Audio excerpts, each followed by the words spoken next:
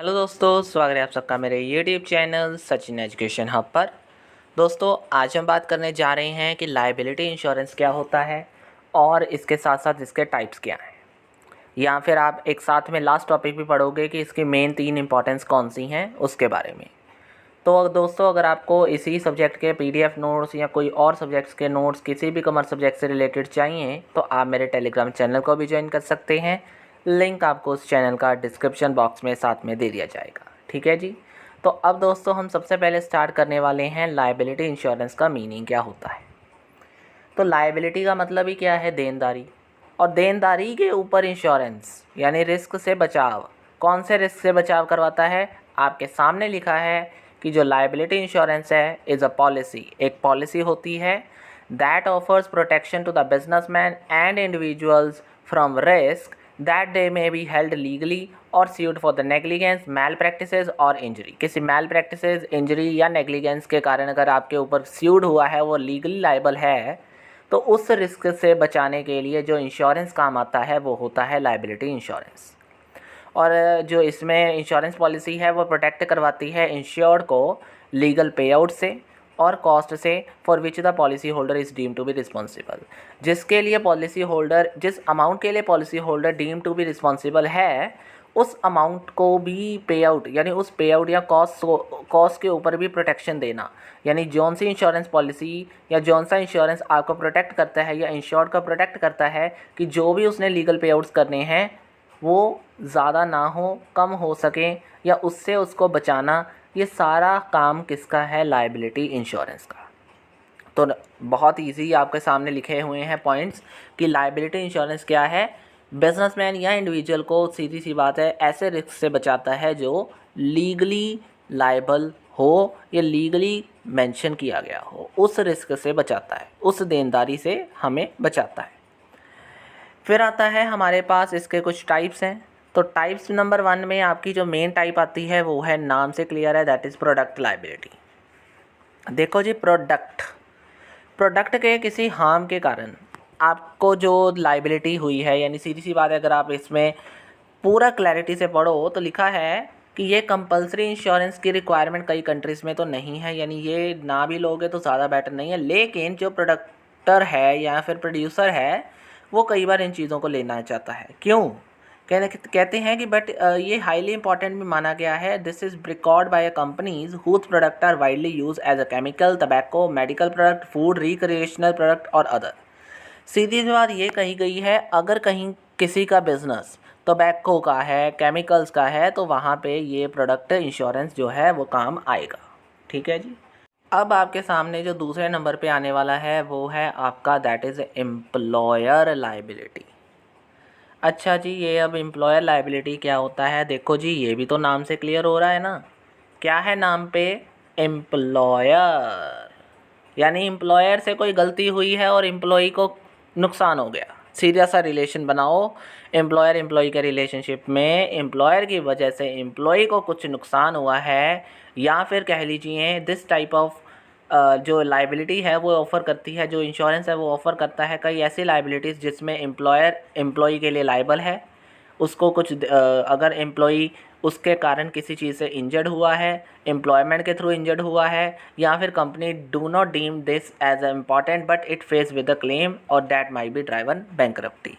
यानी सीधी सी बात ये कही गई है कि ये ऐसा इंश्योरेंस है जहाँ पे अगर एम्प्लॉयर की वजह से या एम्प्लॉयर के किसी काम की वजह से एम्प्लॉई को नुकसान हुआ है तो उससे बचने के लिए एम्प्लॉयर इस चीज़ का इस्तेमाल कर सकता है।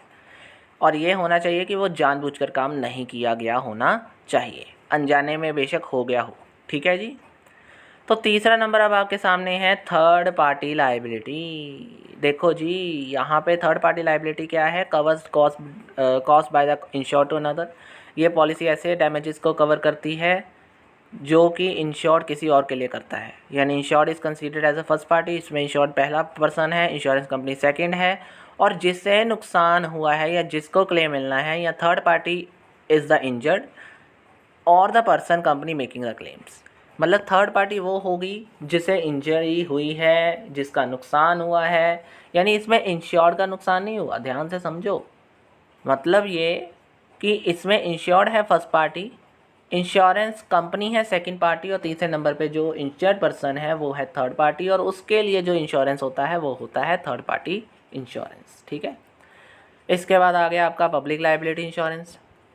इसमें क्या क्या आता है, इसमें ये थर्ड पार्टी का ही सेम रोल आता है, लेकिन इसमें अब ये ध्यान रखना है कि उसमें इंश्योर्ड का थर्ड पर्सन आता है, इसमें पब्लिकली थर्ड पर्सन आता है। बस फ़र्क इतना है, उसमें इंश्योर्ड द्वारा कोई पर्सन है, यानी इंश्योर्ड का कोई ऐसा बंदा जो इंश्योरेंस कंपनी के लिए थर्ड पर्सन है। ठीक है, इंश्योर्ड के साथ रिलेटेड करना है उसे, और इसमें पब्लिकली अगर कोई रिलेट करता है, इसमें 3 तरीके के, मतलब अगर पब्लिकली किसी को हमने नुकसान पहुंचा दिया या पब्लिकली किसी को नुकसान हो गया, एक्सीडेंटल डेथ हो गया, बॉडली इंजरी हो गई या लॉस ऑफ प्रॉपर्टी हो गई, यानी किसी भी कारण से आपने किसी पब्लिकली थर्ड पर्सन को इंजर्ड कर दिया या हो गया, तो वहाँ से बचने के लिए आपके पास क्या होता है, पब्लिक लायबिलिटी इंश्योरेंस। 3 तरीके के इसमें कवर आते हैं, जैसे non industrial risk hotel hospitals के regarding, industrial risk godown multiplex और फैक्ट्रीज के रिगार्डिंग, और इंश्योरेंस एक्ट उनके रिगार्डिंग होता है जो इंडस्ट्रीज हैजर्डस सब्सटेंसेस का को तैयार करती हैं या बनाती हैं। तो पब्लिक यानी publicly third person, third party यानी इंश्योर्ड और इंश्योरेंस कंपनी के बीच में जो पर्सन रहता है, यानी इंश्योर्ड के कारण जो इंश्योर्ड के रिलेटेड कोई पर्सन है वो आ गया।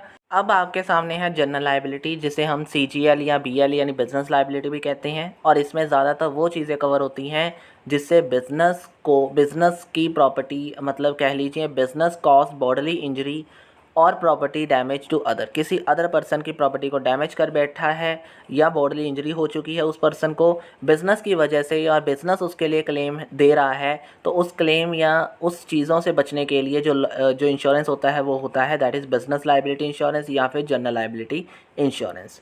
इसमें रेपुटेशनल हार्म भी आ जाते हैं, यानी अगर एडवर्टाइजिंग के थ्रू कोई रेपुटेशनल हार्म हुआ है वो भी आ जाएंगे, लेकिन इसमें अगर बिजनेस की प्रॉपर्टी को लॉस हुआ है या एम्प्लॉयर की प्रॉपर्टी को लॉस हुआ है या एम्प्लॉय की प्रॉपर्टी को लॉस हुआ है, वो सारी चीज़ें इसमें नहीं आएंगी, सिर्फ उस पर्सन की आएंगी जिसको लॉस हुआ है, यानी अदर पर्सन। ठीक है, इसमें बिजनेस का कुछ नहीं आएगा। तो ये थी हमारी टाइप्स। अब मैंने कहा था 3 मेन इंपॉर्टेंस के बारे में भी बात करेंगे, तो 3 मेन इंपॉर्टेंस हैं आपके सामने। Defending, insurer must defend insured. पहली चीज़ ये है कि इंश्योरर को चाहिए कि वो इंश्योर्ड को बचाए, डिफेंड करे, हर चीज़ में डिफेंड करे, जितना हो सकता है उतना डिफेंड करे, जब तक क्लेम नहीं मिलता तब तक डिफेंड करना है, उसका ये मेन रोल है। टू इंडेमनीफाई द मतलब play all the sums for which insured liable, insured जिस पेमेंट के लिए लायबल है उसे वो पेमेंट सारी की सारी लेकर देना या उन्हें देना या अपने आप देना या किसी से लेकर देना, जिससे भी वो लायबल है सारे क्लेम्स उसके पूरे करना कि क्या है, टू इंडेमनीफाई, उसे बचाव करवाना है इस चीज़ से। और टू सेटल रीज़नेबल क्लेम्स, अगर कोई क्लेम्स हैं वो रीज़नेबल हैं, उसको भी अगर अभी तक अगर सेटल नहीं किया तो वो भी काम है लायबिलिटी इंश्योरेंस का कि वो चीज़ भी उसके पूरी करने में हेल्प करे। यानी लायबिलिटी इंश्योरेंस क्या करवाता है, सबसे पहले लायबिलिटी इंश्योरेंस इंश्योरर से इंश्योर्ड को बचाता है, फिर इंडेमनीफाई करवाता है, और लास्ट में that is settle the reasonable claims. तो दोस्तों ये सारा कुछ आपका मीनिंग, टाइप्स और इम्पॉर्टेंस मेन वाली हो गई। तो आज की वीडियो में दोस्तों इतना ही है। वीडियो अच्छी लग गई है, समझ आ गई है तो लाइक शेयर और सब्सक्राइब करना बिल्कुल मत भूलना। प्रॉब्लम है नीचे दिए गए कमेंट बॉक्स में कमेंट कर दो। और आज की वीडियो में दोस्तों इतना ही है। Thank you very much.